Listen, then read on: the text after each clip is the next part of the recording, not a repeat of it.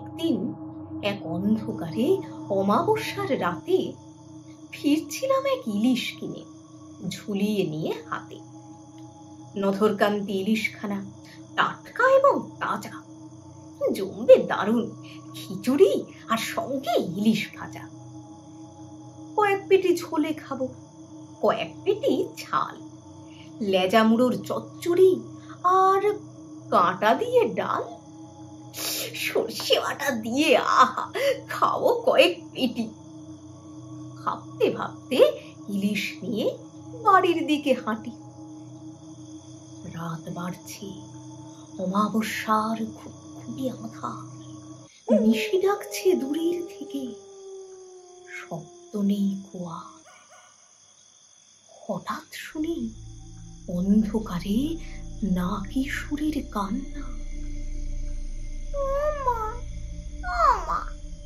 ইলিশ খাবো, শুটকি মাছ ভালো না। মা বলছে, আহা বাছা, ভাবনা কিসে আর, ওই তো যাচ্ছে ইলিশ নিয়ে, মোটকে দে ওর ঘাড়। শুনি আমার বুকের মধ্যে রক্ত জমে হিম, মাথার মধ্যে ছিড়িক ছিড়িক তাচ্ছিম তাচ্ছিম। শেষকালে আজ ভূতের হাতেই প্রাণটা যাবে নাকি। প্রাণ যায় যাক, শক্ত হাতে ইলিশ ধরে থাকে। হঠাৎ দেখি ইলিশ মাছে একটু একটু টান, সারা শরীর শিউরে ওঠে, রাম রাম রাম রাম।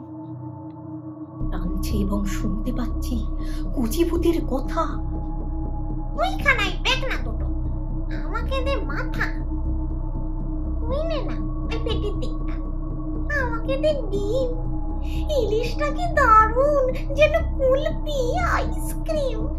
রাম রাম রাম বলতে বলতে হাঁটা তো নয় ছোটা, সারা শরীর দিয়ে আমার ঝরছে ঘামের ফোঁটা। আজকে নিয়ে প্রাণটা বাড়ি ফিরলে কোনো মতে আর কোনো দিন আসবো না এই শেওড়া বনের পথে। ওই তো বাড়ি যাচ্ছে দেখা, দূরের থেকে আলো যেই পড়েছে, ভূতগুলো সব কোথায় পালিয়ে গেল।